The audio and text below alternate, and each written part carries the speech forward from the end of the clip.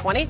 Lakers agreed to a deal with Marc Gasol, the defending champs, reworking that front court. They also traded JaVale McGee to the Cavs to clear up space for his signing. And the man, he's not even the man, the myth. He's the man, the legend. Adrian Wojnarowski just working like crazy. The draft, free agency, insane. All right.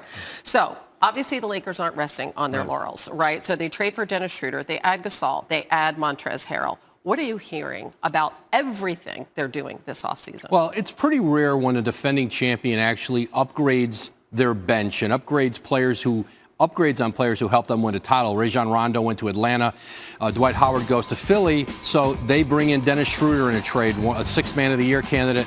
Marc Gasol, future Hall of Fame center, won a title 2 years ago in Toronto. He comes in now in the middle, and this is a Laker team that around the edges has gotten even better. Rob Pelinka's had a very good offseason here after the Lakers finally won that title with LeBron James, Anthony Davis. All right, so we don't know where they're going to play. Let's say they do play in the Staples Center, and the other team that occupies the Staples Center this season, of course, being the LA Clippers. And it almost feels like some kind of arms race, like, you know, whatever you do, I can do better. So the Clippers have added Serge Ibaka. He reunites with Kawhi Leonard. I mean, what does that mean for the rivalry going forward? Yeah, the Clippers have catching up to do, and it always seems like the Clippers and Lakers are competing very often for the same players. But the Clippers wanted to keep some of their key guys. Marcus Morris, they signed to a 4-year, $64 million deal. Markeith's brother, bringing him back was important. And the Serge Ibaka commitment was huge for the Clippers. It gives them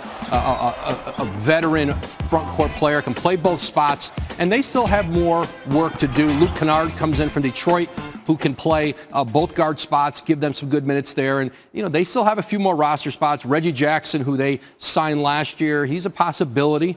He might be able to return to that Clipper bench. But, with Ty Lue, this is a different team now, and this is a different head coach and a little different way of looking at things. But the Clippers know they've got a gap to close with the Lakers. Really quickly, do you have a sense of how involved Ty Lue is with these personnel decisions, how front and center he is with what's happening there? Yeah, it's a pretty collaborative place there. Lawrence Frank, Mike Winger, their front office, they spend a lot of time talking with Ty Lue about how pieces fit and how they want to play. And I know that's a conversation they have every day. It's just so fascinating to have these two teams in the same building. Clippers still trying to battle for the soul of LA, and the schedule comes out December 1st, so we'll see when they play head-to-head. All right. Thanks, Hannah. Thanks for all your hard work, Woj. We appreciate it.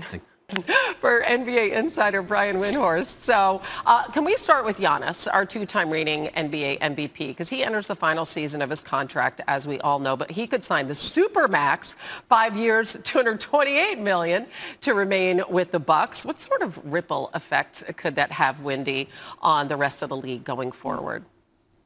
Well, Hannah, it's really everything. To be honest with you, we just had the craziest week of NBA transactions in league history, but nothing is more important than waiting on this Giannis extension.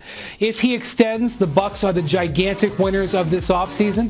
If he does not extend, we're going to see a mad rush and dash to prepare for his possible free agency next summer.